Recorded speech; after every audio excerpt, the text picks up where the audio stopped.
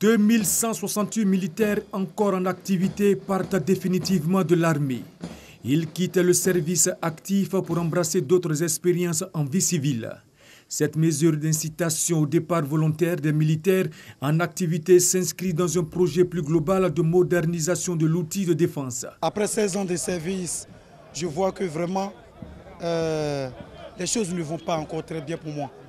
Et j'ai fait mes prières, j'ai demandé pardon à Dieu de m'accorder nos chances dans la vie civile. Voilà pourquoi je me suis engagé dans le départ volontaire. Pour l'amour de la patrie, nous avons décidé de partir pour que l'État puisse rajeunir cette armée. S'inscrivant dans le cadre de la loi de programmation militaire, cette mesure vise la réduction des effectifs. Il s'agit d'harmoniser la pyramide catégorielle en vue d'améliorer le taux d'encadrement de nos hommes. La configuration actuelle de notre armée n'étant pas la norme des armées modernes, qui est de 5% d'officiers, 25% de sous-officiers et 70% de militaires du rang. Cette opération initiée par M. le ministre d'État, ministre de la Défense, sur instruction de son Excellence, M. le Président de la République, chef suprême des alliés, est à saluer.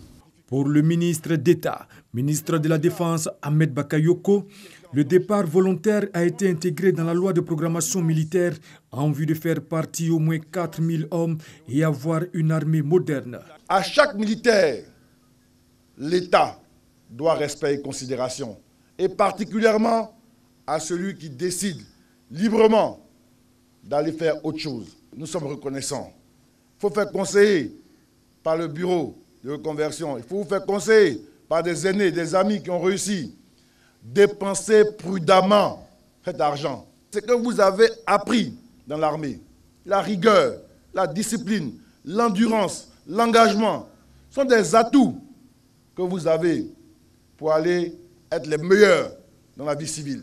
Le départ volontaire s'adresse à ceux des militaires qui sont à plus de 5 ans de la limite d'âge de leur grade. Il s'accompagne d'un pécule unique de 15 millions de francs CFA. Outre la première vague des départs volontaires des militaires à la retraite, au titre de l'année 2018, le premier bataillon blindé a accueilli la célébration de la Sainte-Georges, patron des cavaliers